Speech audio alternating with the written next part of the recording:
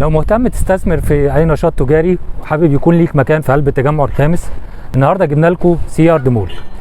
سي ارد مول تجاري اداري طبي في منطقه البنفسج. لوكيشن مميز جدا بالقرب من محاور التجمع الرئيسيه، شارع 90 الشمالي ومحور محمد نجم. ميزه قويه كمان في المول ان احنا المول جنبه جراج عام، يعني انا جنب المشروع مباشره جراج على مساحه 4000 متر. ده هيوفر اماكن ركنات للزوار والناس اللي هتيجي للمول.